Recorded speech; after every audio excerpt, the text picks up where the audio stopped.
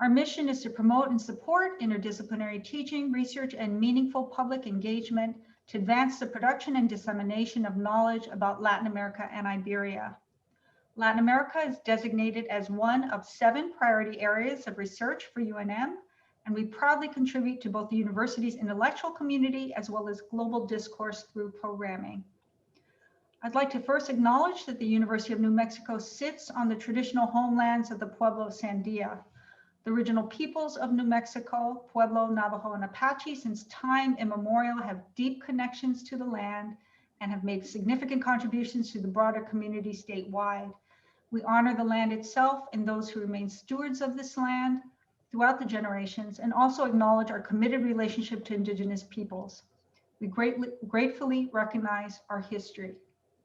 Today's talk, Identifying the Dead Along Our Southern Border, Immigration, Regulation, Forensic Anthropology, and Human Rights, is part of LAI's series on immigration and human rights, co-sponsored by the Maxwell Museum of Anthropology, the Alfonso Ortiz Center, and El Centro de la Raza.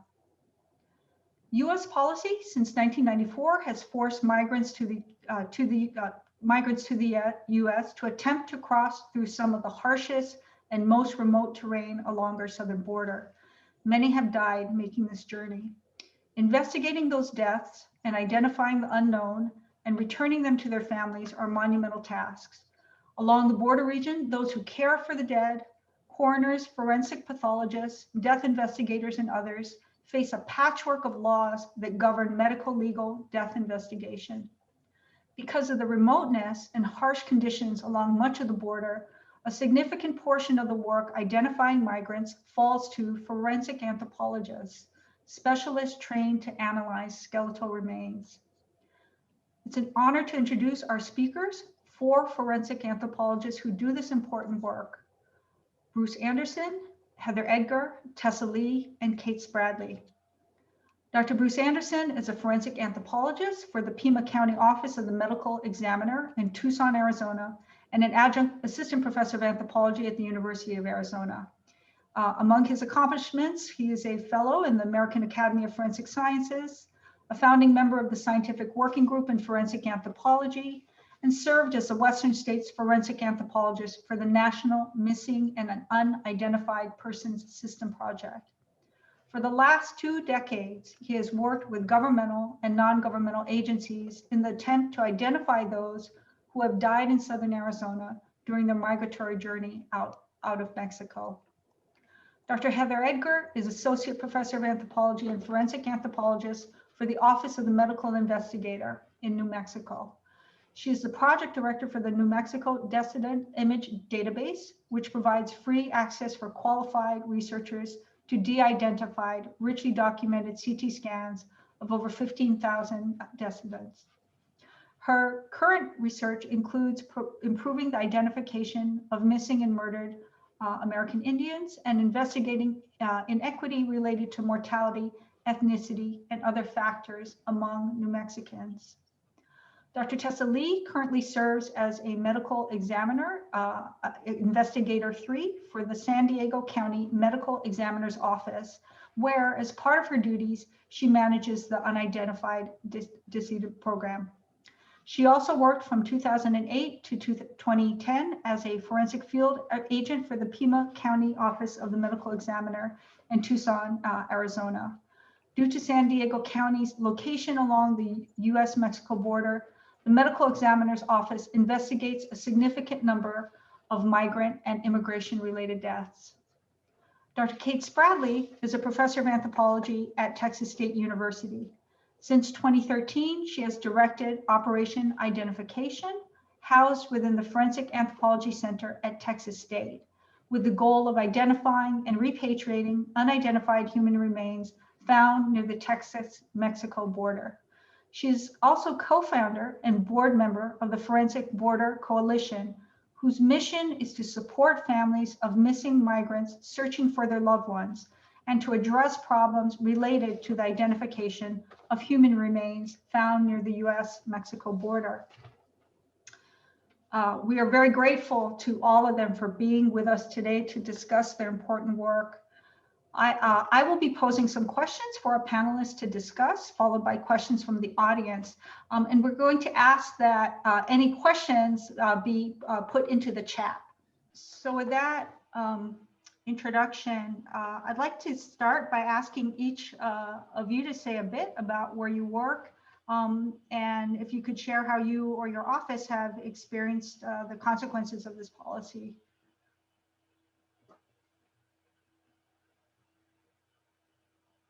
Should I start?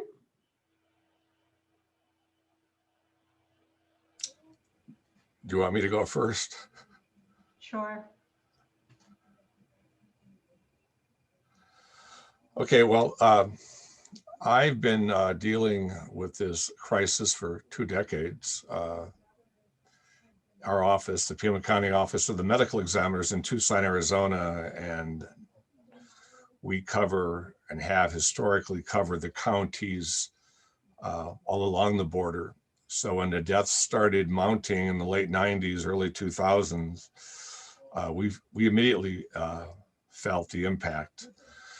We were understaffed in some respects. We had to find refrigerated trailers as some of the bodies started stacking up. But what we had going for us is that this office had been using anthropologists in medico-legal death investigation for 55 years, now 55 years. So from 1965 to 2000, Walter Birkby was a forensic anthropologist down here in Southern Arizona. So our forensic pathologists and medical legal death investigators were used to having an anthropologist in the mix. Most of that revolved around either decomposed or skeletalized remains. So in 2000, when I arrived, we had a plan using anthropologists, and we would come to rely on anthropologists even more, bringing in pre-doctoral fellows, postdoctoral fellows. I have 2 full-time colleagues here, and we even started using a cultural anthropologist in our efforts to try to figure out who these people were, how we could identify them, and how we could get them back to their families. So in a nutshell, we've had 20 years experience dealing with about 3,300 deaths. 2,100 of these people we know are foreign nationals, chiefly from Mexico and Central America.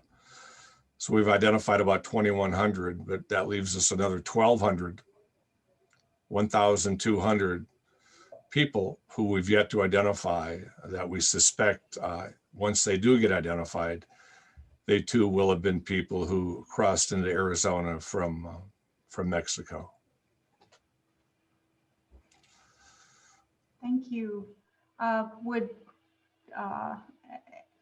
maybe Dr. Spradley, would you like to share some information about where you work and what your experiences have been? Sure. First, thank you for hosting us here today and bringing attention to these issues. And I would like to say that when I was a graduate student, my advisor sent me to Pima County Office of the Medical Examiner to spend some time with Dr. Anderson and collect some data. And I think what I learned there really influenced me, and it made me want to work in a border state. So I found myself in Texas, and I was really wondering what was happening with migrant deaths. I knew that there were a lot of migrants dying, but it took me a long time to figure out what was happening, and that was nothing was really happening. There is no medical examiner in the Rio Grande Valley, and that's where the majority of migrants die. So death investigation is up to justice of the peace. We don't have a coroner system in Texas either. So the counties that have gotten hit with the most deaths are some of the poorest in Texas and among the poorest in the country. And 2012 was really when you have this big influx of Central American migrants crossing the border, and you had 130 deaths in Brooks County alone. Brooks County is not even on the border; it's 60 miles north of the border. There's a U.S. Border Patrol checkpoint there, which is a real, which people are trying to evade. They get out of the car, they're driven up to the checkpoint, they're told to walk around the border, and they'll be picked up on the other side, usually taken to Houston, as there's a lot of social networks there. And that's where people die trying to walk around this Border Patrol checkpoint. Texas is 96% private land. So most people that get lost and die are on private land, and few landowners give permission to conduct searches. So anyone who's found, it's an accidental discovery. It's estimated by one sheriff that if one person is found, there's probably 5 that aren't found.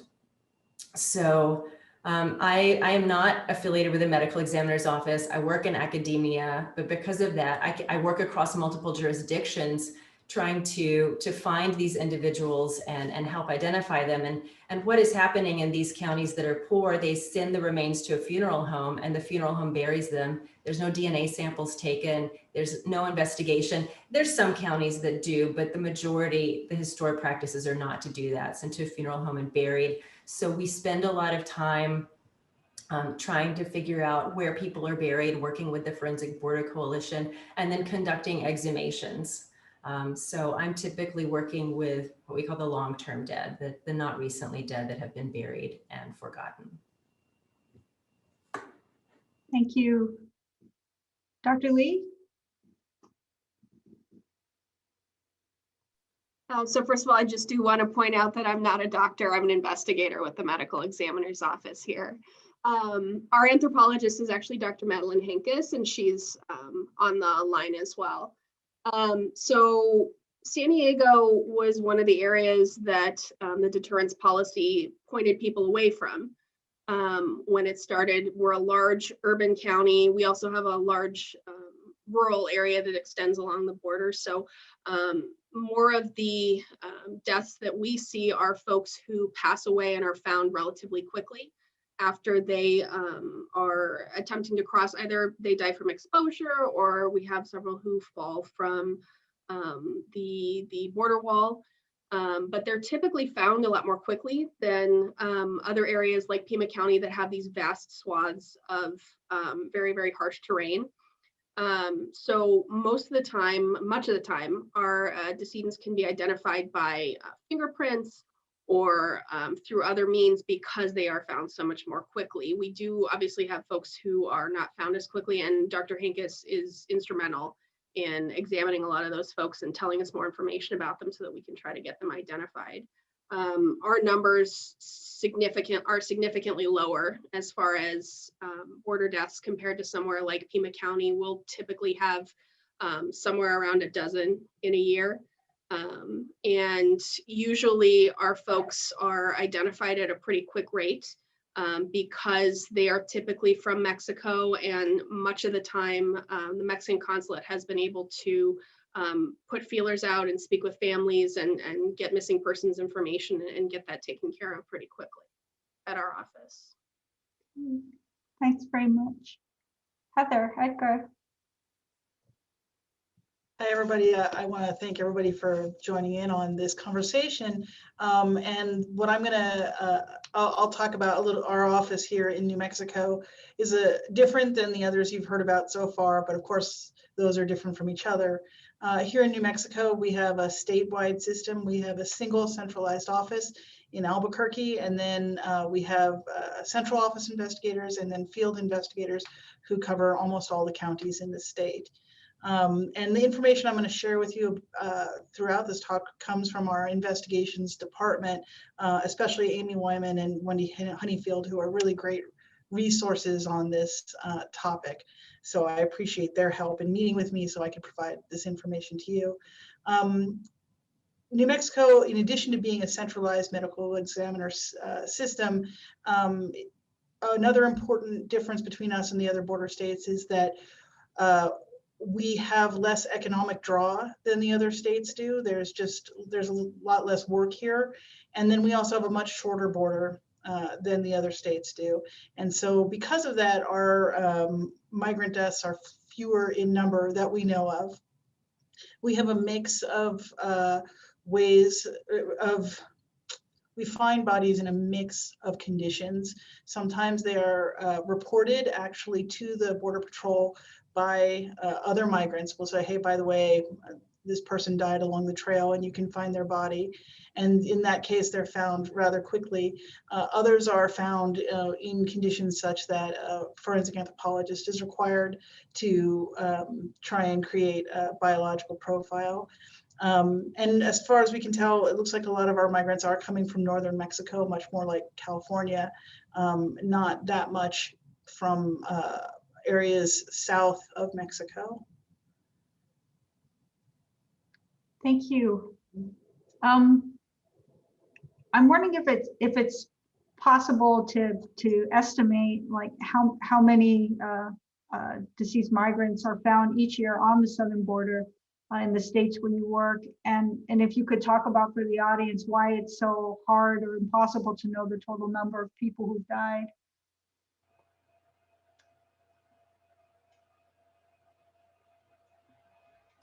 Bruce, would you want to start?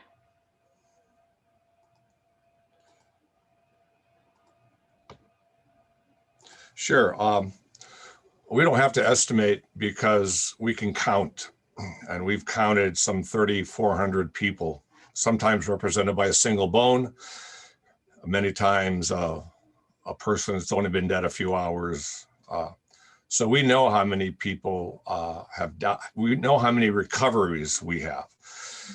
We estimate that that's some fraction of the total number of missing, largely because we have access to some very good missing persons databases that seemingly have people missing. The assumption is they're deceased, yet we haven't found anybody amongst the unidentified that look like they're good candidates to match. So with our own jurisdiction, with 3,400 people, and if you're familiar with our mapping system, OGIS, run by humaneborders.org, if you're not familiar, you should get familiar with it because there's a wealth of information there. But they just updated through January of this year that there's 3,500 people thought to be migrants. About 2/3 have been identified, so we know they were migrating or at least crossing the border. But of the people that we haven't identified, many of them have been excluded from being some of these missing people that are assumed dead. So here in Southern Arizona, given that we have about 1,200 people recovered but not identified, but yet the missing persons, the active missing persons files are in the 2,000 to 3,000 range. You can do the arithmetic and think that there might be hundreds, maybe more than 1,000 bodies or bones still out in the desert. You mentioned the databases.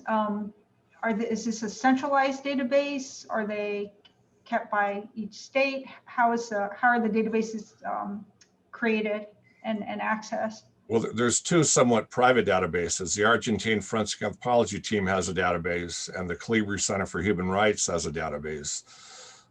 We mine those, and our partners at Colibri and EAF, we exchange information on a daily basis. There is a national database called NAMUS, N-A-M-U-S, NAMUS.gov, that has quite a lot of missing persons cases in there, several hundred at least, just from our jurisdiction. So if you wanted to start somewhere, you would start with NAMUS and go to the missing persons side of NAMUS and check for men and women who went missing in Southern Arizona.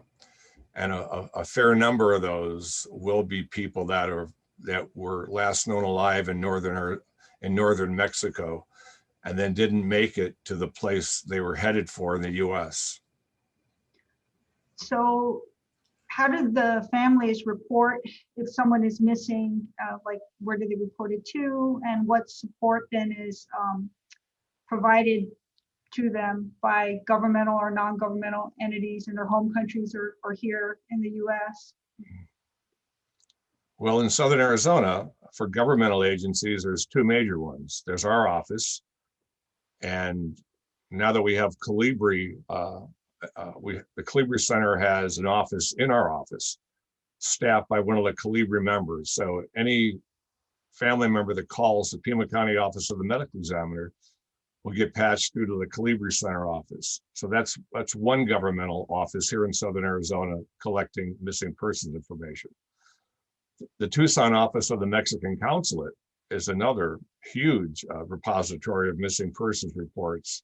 And for all missing Mexican citizens, the central hotline is here in Tucson. The men and women who man that telephone and who collect missing persons reports are right here in Tucson. So with those two governmental offices, the Mexicans and us, that takes care of a lot of them. We also have other foreign consulates who take information and pass it to us. For non-governmental offices, again, Calibri and the Argentine forensic anthropology team would be two sources, two resources that families could try to contact. Okay. How is that different in the other states where the rest of you are working? I can chime in for Texas, but just to go back really quick to the counting of individuals too. I think what the Pima County Medical Examiner has done in counting is amazing, because you can't do that in the state of Texas because we're on the Justice of the Peace system. There's 14 medical examiners, 14 counties that have medical examiners, and the rest are justices of the peace. So they would be the ones counting if they counted, which that's not part of their job. So the only centralized way then, if you wanted to count unidentified deaths, and that's not, it's lacking an ability to be specific about migrant deaths, would be to look at death certificate data, and death certificates were sealed. So we actually had to change the law in the state of Texas so we could get at death certificate data. And then what we found out is that nobody was filing death certificates for unidentified people at the southern border. So it's very impossible to count in the state of Texas, and probably in other places as well. But where this really shows the utility and the importance of a medical examiner system. And then just to follow up with what Dr. Anderson said, you know, we have the South Texas Human Rights Center in Texas, which is a non-governmental organization that will take missing persons reports, but we also work with the Argentine forensic anthropology team, and then we have consulates as well. So, there's some similarities with that. Okay. How about California and New Mexico? So in San Diego County specifically, we have typically real close relationship with the Mexican consulate here, who also obviously have an office in Tijuana across the border. And they very quickly usually receive reports from families of missing persons, and they're able to provide that information to our office. And we sometimes get reports directly from families that are looking for missing loved ones, but typically it'll go through the Mexican consulate. And between those two, we're able to cover relatively well and match up folks who we have who we're not sure who they are with reports of missing individuals. And typically what we are seeing is folks who are from Mexico, just a very small number of folks who are from Central America or even southern portions of Mexico. And then as far as counting and tracking, California has pretty strict laws specifically around folks who are unidentified. They have to be reported in a specific timeline to the State Department of Justice. DNA samples have to be provided, anthropology reports done, odontology reports done. So all that is for folks who are considered long-term unidentified, typically folks who require forensic anthropology in the first place. So all that stuff is very strictly maintained. There are very strict laws regarding reporting of folks who are thought to be undocumented. So it's a pretty robust system in California. Not that things can't be improved upon, but like previous speakers have said, it does show the importance of having a strong medical examiner-based death investigation system over something that's a little bit more patchwork. And then here in New Mexico, the numbers that we're looking at are really, really small compared to Arizona and Texas. As far as numbers of unidentified individuals that are suspected of being migrants dying on the border, we're looking at less than 20 a year in our state. Now, how many are not found? I, of course, cannot answer that. And I can't also, unlike Dr. Anderson, I can't really provide even an estimate of that, but we are only dealing with less than 20 cases a year. And then identification methods are like any other individual who might come unidentified into our office. Because even though there's less than 20 along the border in New Mexico, we have a lot of anthropology cases and a lot of unidentified individuals because we have such a lot of open area that's mostly a lot of federally owned land, a lot of tribal land. And so there's a lot of opportunities for individuals to go missing that are not related to the border in any way. And so all the cases are kind of handled the same way in that as necessary, anthropological work is done, but we have a forensic odontologist who's fantastic and does amazing work. We also have a consulting radiologist for identification as well. So a lot of things that other offices, the anthropologist does it all. I'm really fortunate because I get to draw on other professionals in the field. And then for our border cases, trying to get them identified, we work most closely with the El Paso consulate's office. And that I think is a really interesting resource for us.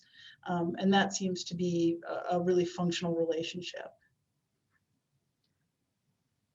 So, and I might have missed this, but most of you have talked about like the different Mexican consulates, but many of the migrants are coming from other countries.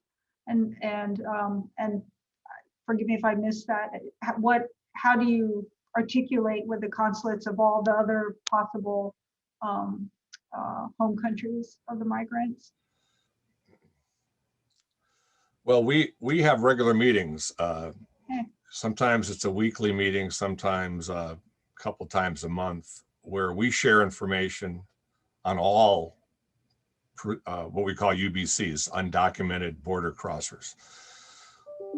If they have an identification, or if it looks like we know who they are, we might, and we know they're Mexican citizens, we might not share that with the Salvadorans or the Hondurans or the Guatemalans. But if we have no idea who somebody is, that photographs of the body, condition of the body, personal effects, anything that might be a clue is shared with all of our consulates, as well as with the Kleber Center. Just hoping that one of those agencies will have a missing persons report that might match. In Texas, again, we don't have, I would say, regular meetings such as that because we don't have a medical examiner system, but we do have stakeholder meetings at least once a year or several times a year. And we have regional consulates and we get the consulates together. We even get the U.S. Border Patrol Missing Migrant Initiative there, and we communicate and we talk about ways to increase data sharing, because we don't have a good framework for really sharing data in the state of Texas. So that's something that we're working on. And I would say for working with the consulates, we work with primarily Honduras, El Salvador, Guatemala, and the Mexican consulates. We have had identifications in other places such as Ecuador and Nicaragua. But it's largely on a case-by-case basis. I would say that we need to, we're trying to improve the infrastructure to share information.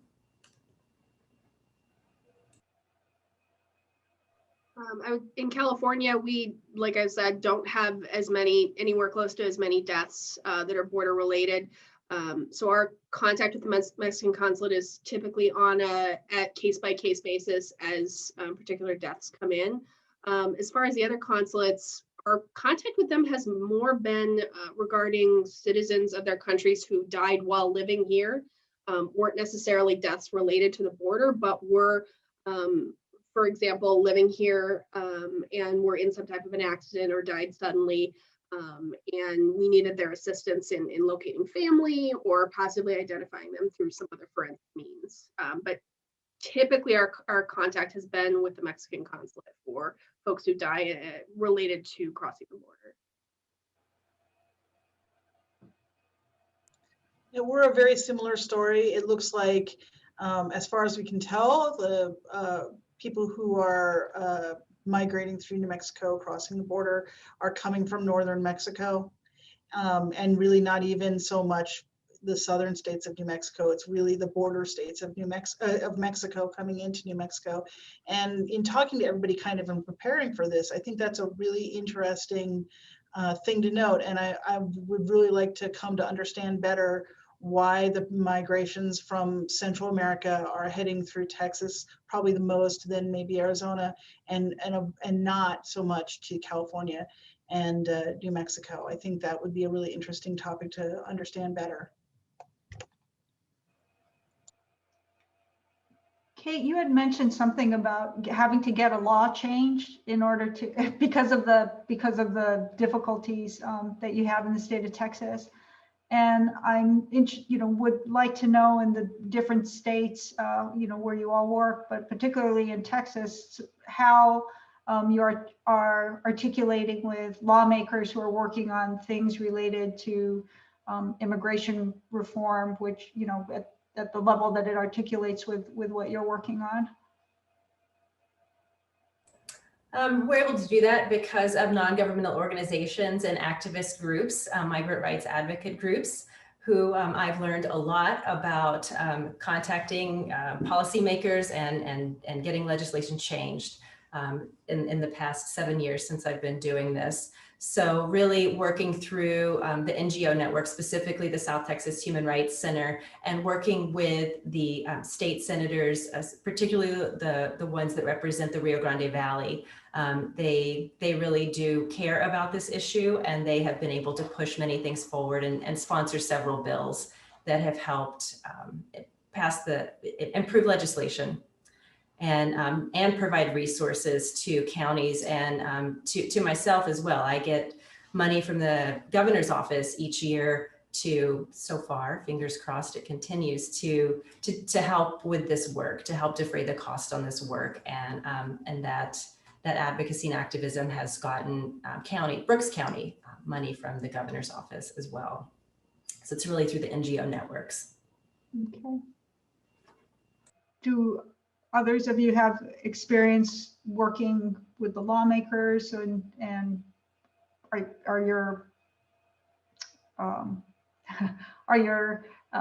is your expertise or the work of your office, do they contact you as they're working on policy change related to immigration?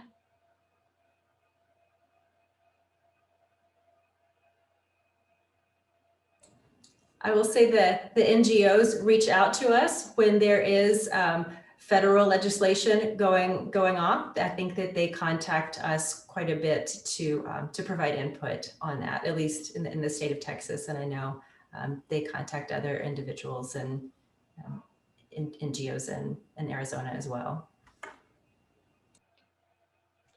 Through our contacts with the Calibri Center, we've had multiple meetings with our Senator or Representative Raul Grijalva, and discussed some issues that are important to us. Most recently, the NamUs and UNT issue, as far as a moratorium on submitting tissue samples for DNA analysis. So we feel we feel that we have a local politician who'll have our backs if we have some issues that we need the House or the Senate to get involved in.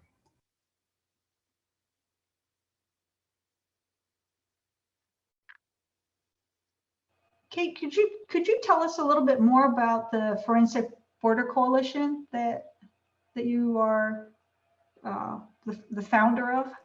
Well, I'm going to say co-founder loosely. Okay. We have another co-founder that's here today, Robin Reinecke, who was the founder and the executive director of the Colibri Center for Human Rights as well. it comprises the Argentine Forensic Anthropology team, the South Texas Human Rights Center, and some other groups as well. And I believe it was a meeting, I don't even remember the year, maybe 2010, maybe 2011, maybe 2012. We kept showing up at the same meetings, working on the same kind of initiatives, all interested in identifying migrants and helping families.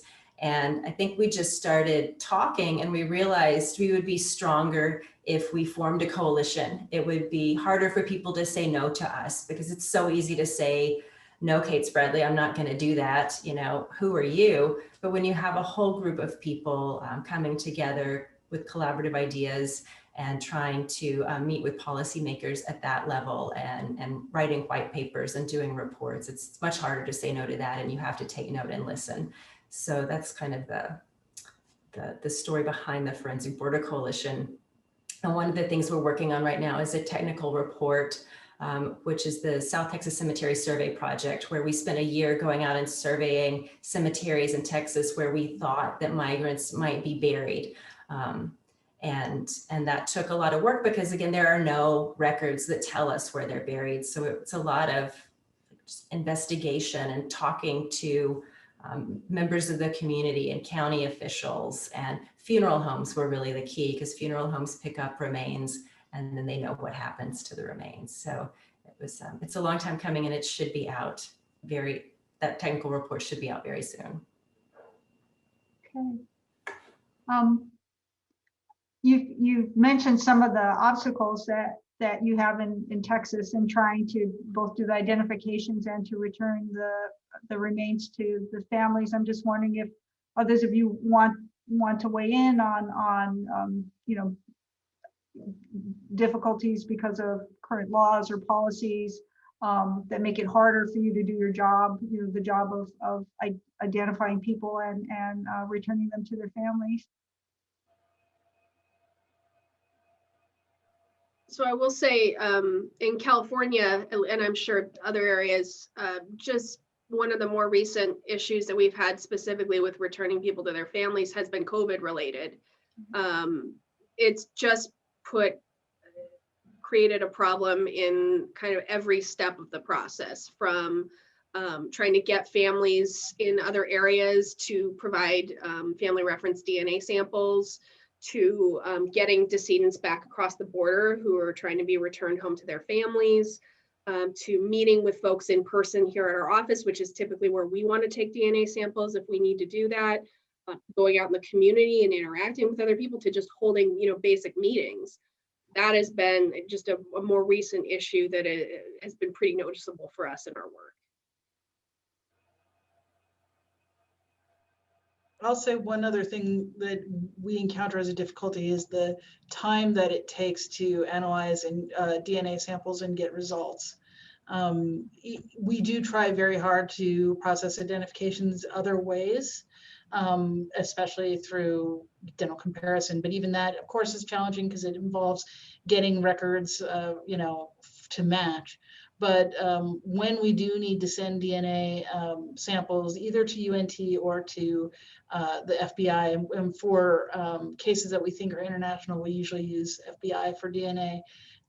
It could easily be a year between when we submit the sample and when we get a result, and they actually will pause our sending of samples. They say we overwhelm them with samples. And so just our ability to get DNA analyzed adds an additional challenge to getting identifications done here. I was going to chime in and complain about that in the same way. However, hearing that year timeline, I'm now going to brag and say that our State Department of Justice does our DNA comparisons regardless of who the folks are that we're trying to identify.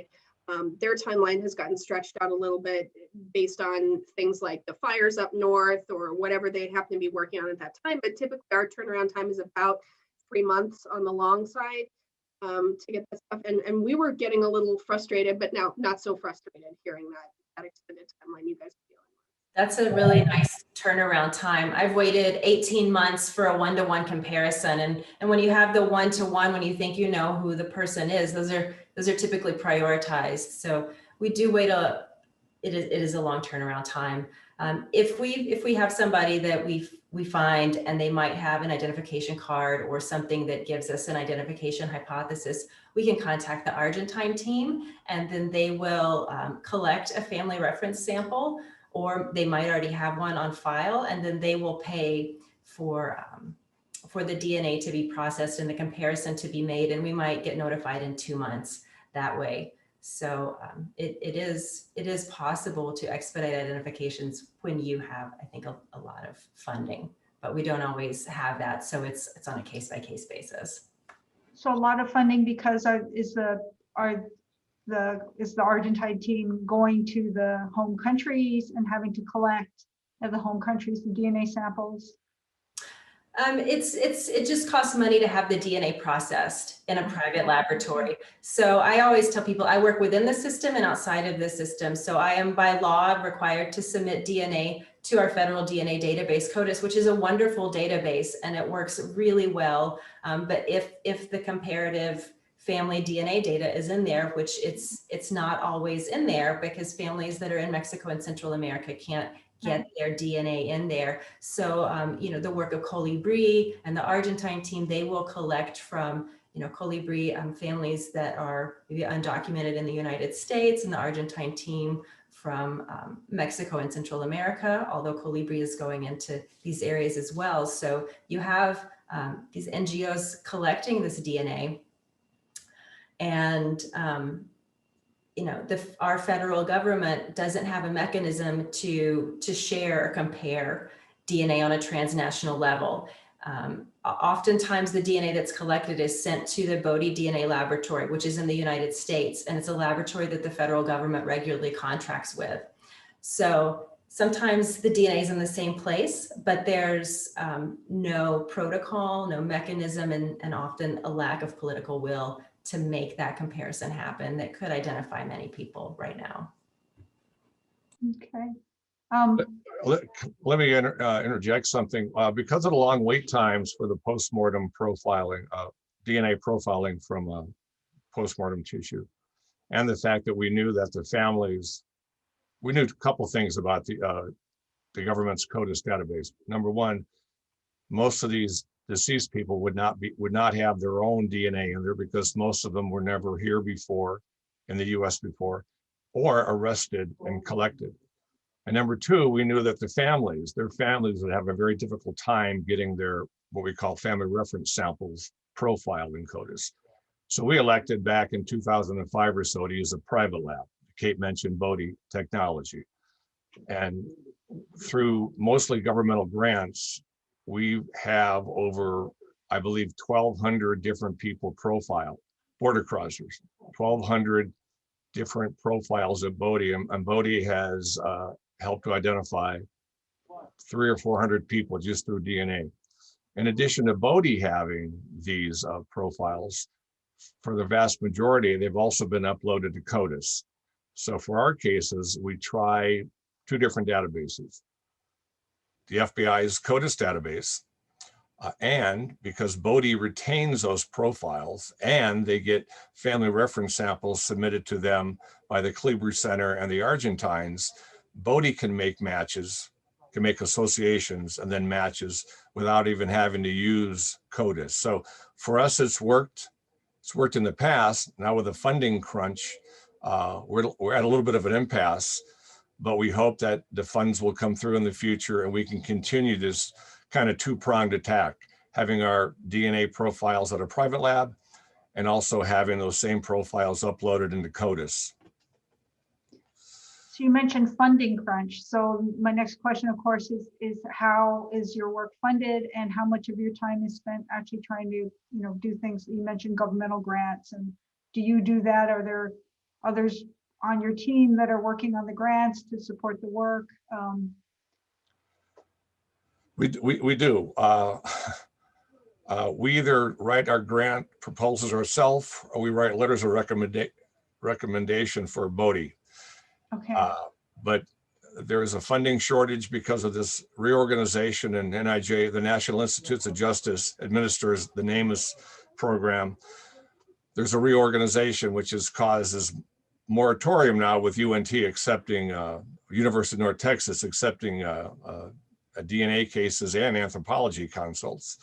So hopefully that will be resolved in the next year, and hopefully there'll be a funding source, because we desperately need to tap into some federal funds to get at our backlog. And we have a sizable backlog as of today.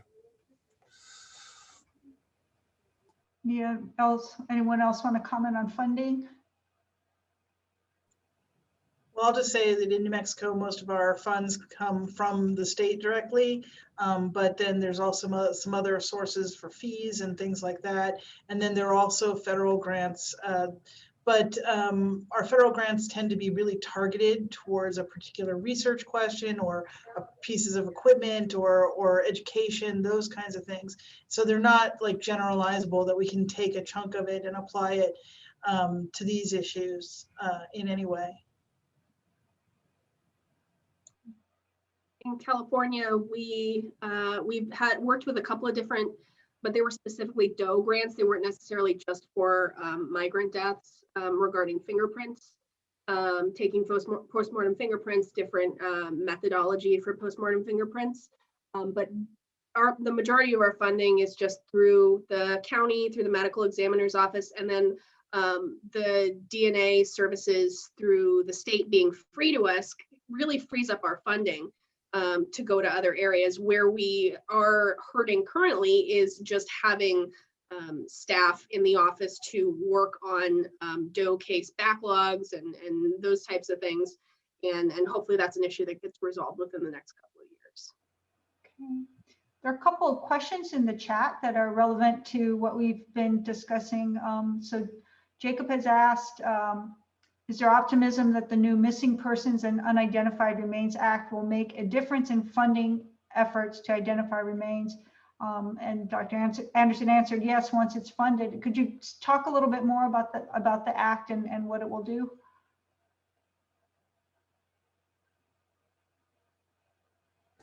I'm not an expert on that, but we have somebody, Dr. Robin Reinecke, who's on this Zoom meeting. Robin, do you want to speak to that?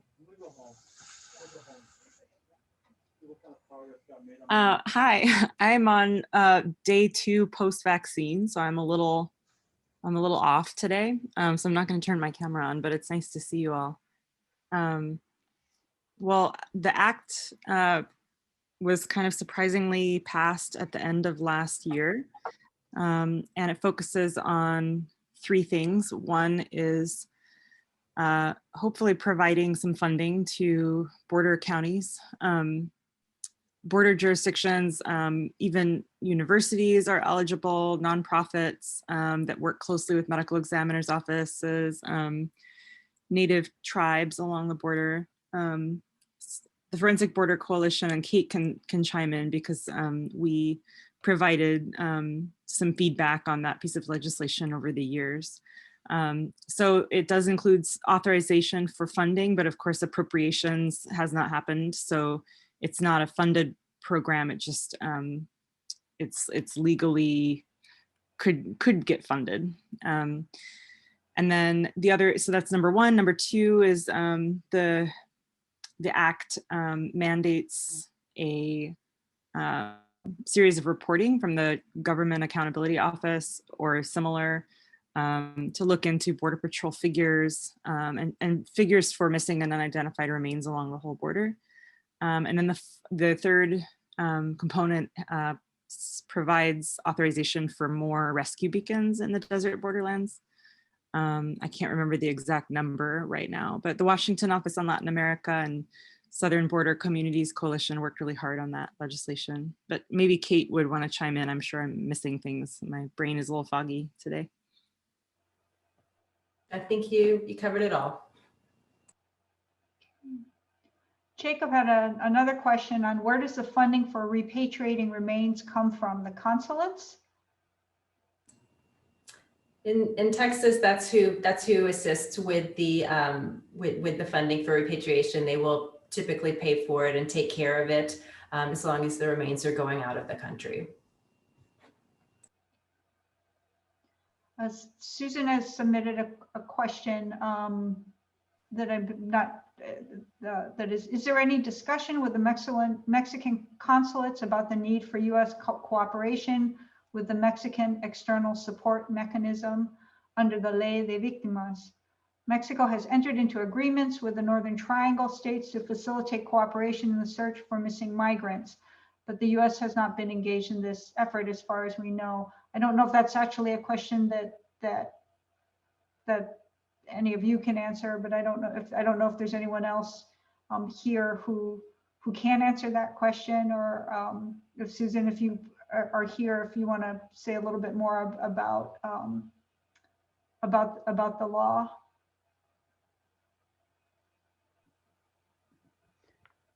Sure. Hi, everyone, and thank you so much for this wonderful, really wonderful discussion. We've just finished a mapping project, meeting with the families across the Northern Triangle and Mexico, and documenting the laws and policies affecting migrants who disappear. And one of the most optimistic developments is the Mexican Ley de Víctimas and the external support mechanism, which is for the first time, a formalized cooperation effort among the relevant states to allow families to file claims and trigger investigations through the Mexican consulates in every country of the Northern Triangle. So that obviates the need for families to travel to Mexico, which is pretty impossible for most of them.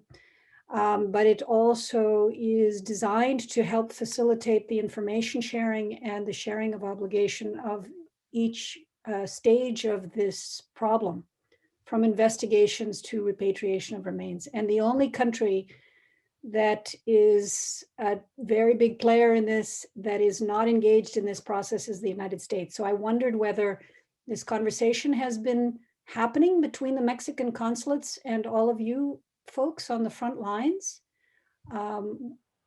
whether that's even being discussed. Thanks for any input.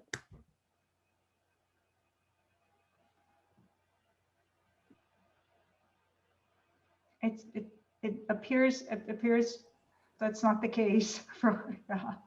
I don't have any insight or information on that. I don't know. Yeah. Are there other questions? We've asked that people put the questions into the chat. If you have any others, I don't know, Marlene, if you've been getting any that have been directed to you. No, they've all been open, and the panelists have been gracious enough to kind of answer them as the presentation is Great. going along. So thank Great. you. Guess one of the things I would want to know then is, where you have this audience of 80 folks here, is there anything in particular that you want to share that you think we should know, based on your work and your experience?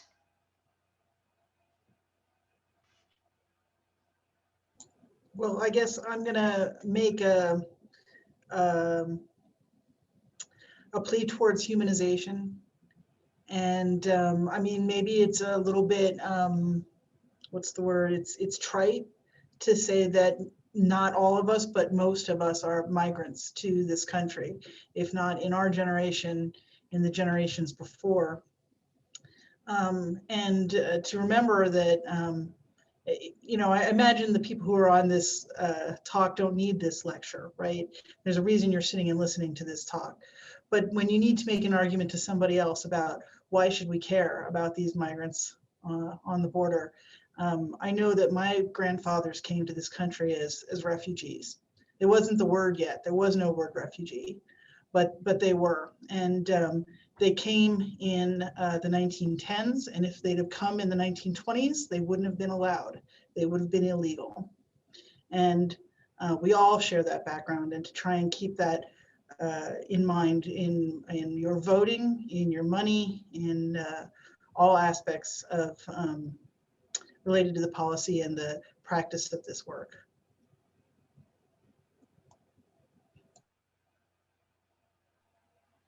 I'll echo that. I mean, there are just in the terminology that's used, even in the medical examiner and coroner world, there is a ways to go depending on which jurisdiction you talk to and the terminology that's used to describe folks who die while they're crossing the border. And I'll add on to that and say that as much as people think this topic might be getting discussed, it needs to be discussed more. Everybody who's on this call needs to go home and tell their mom or dad or their friend and say, talk about this call, talk about this issue, because it is this disaster that's been sitting in the background for, like Dr. Anderson said, the last 20 years. And as much as it gets talked about, it needs to be talked about more. It needs to be talked about to legislators. It needs to be talked about to voters. It needs to be talked about to people with money and people who decide where money goes. Yeah, what we've seen for the last 20 or 25 years is a mass disaster written out in slow motion. And it's written out across the 4 states that are represented here. So what we've tried to do, especially with Texas, is share information. Ideally, in a mass disaster situation, you want to standardize what you're doing. You want to standardize and implement your techniques and procedures. We may be a long way off in that, but we start by sharing information. So we share with Texas and California. We hope soon to share with New Mexico, and with Kate and Robbins and Mimi's FBC going. If we could include a little bit more buy-in from New Mexico and California, then maybe we can do a better job in kind of corralling this mass disaster.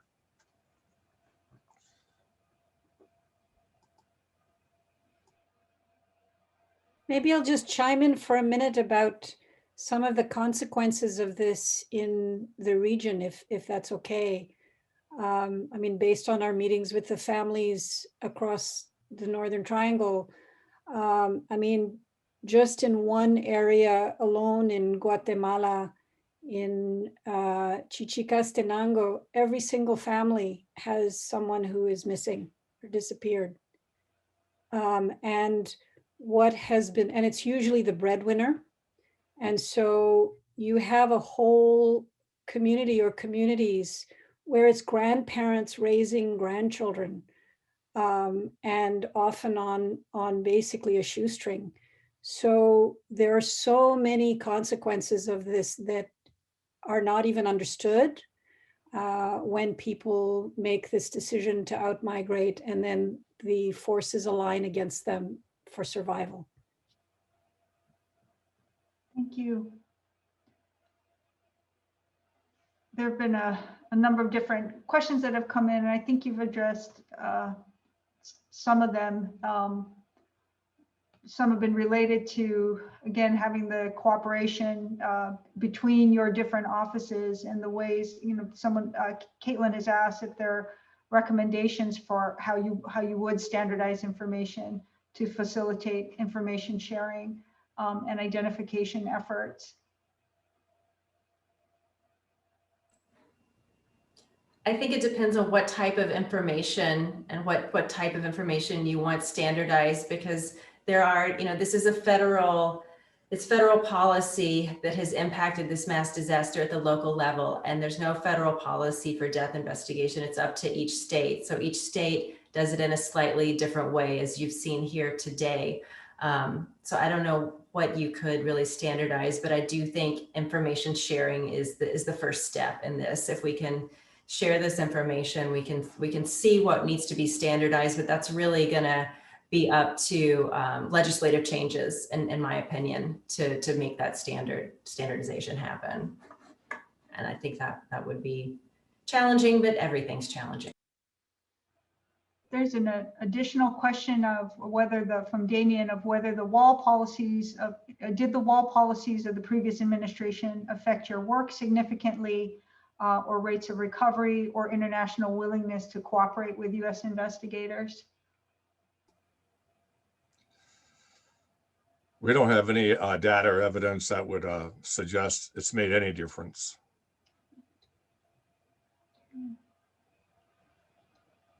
Yeah, it really didn't change anything in the San Diego sector. There was already, as the as had happened decades previous, it was already pretty definitively walled off, let's put it that way. And it hasn't really changed anything with our relationships with the stakeholders that we already had. And we're pretty glad about that. At least we were able to keep those relationships. I would say the one change we've seen in our office is a slight increase in wall-related deaths.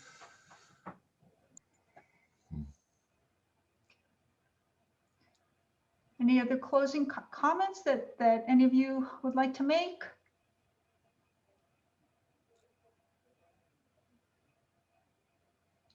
I'm very grateful for your time today. This is just such an important and complex topic. And yes, please support the Colibri Center for Human Rights and the South Texas Human Rights Center. Oh, that was one of the questions. So people did, somebody asked, like, how do we get involved? And here are a couple of good places where you can get involved. And here are the links to that are passing by in the chat, so that you can click on those and get to these places, get to these centers directly. Okay, thank you very much for your time. Thank you to the audience for being here today to learn about the work that's being done. So let's give a Zoom round of applause for our panelists today. Thank you, Francis, for hosting us and for leading the discussion. I appreciate that. Great, and thank you, Marlene Linares Gonzalez, who's somewhere in this panel. Who's Thank you. LAI's, yes, Communications and Outreach Coordinator. Thank you all. All right.